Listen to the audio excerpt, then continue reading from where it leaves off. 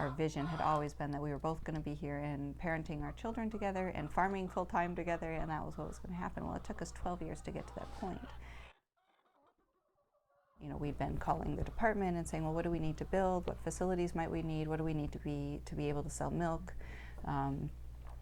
So when the inspector came down the driveway and said, you know, the way you're butchering chickens isn't legal, the way you're selling milk used to be but is no longer legal, it really felt like this visceral wind being knocked out of you. So our question was, so what's our recourse? What's our redress? How do we act instead of react and just wait for inspectors to come down the driveway and tell us what we can't do anymore?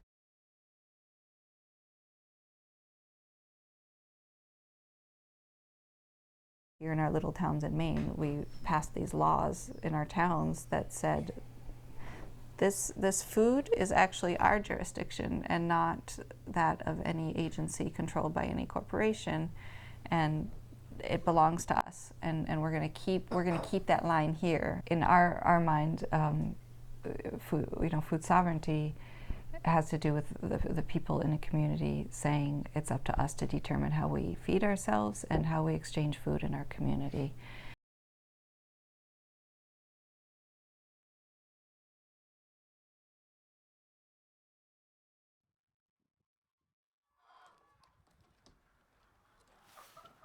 Earlier in the week, a customer came in and, confided that she had cancer and hadn't really been telling anybody yet. So that is really not very much about the food exchange, but an intimacy that comes from selling food right from our farm. There's just a care that's implicit in all of that.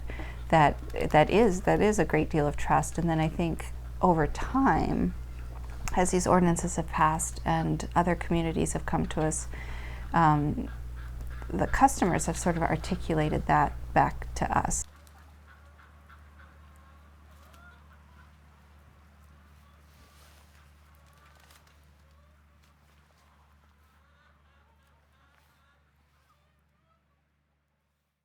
It was probably the year the ordinance passed. We went to the flower shop in town, and the woman who owns that is also a customer of ours here, and she just looked at Carolyn and Benjamin and she said, "Do you know your mother is a radical? Do you know that? She is." I said, well, I don't know if I would use that word.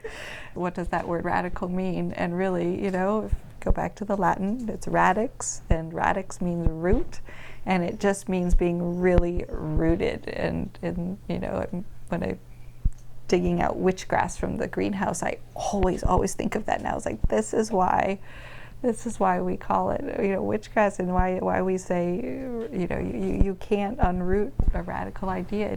It spreads. You can't take it out.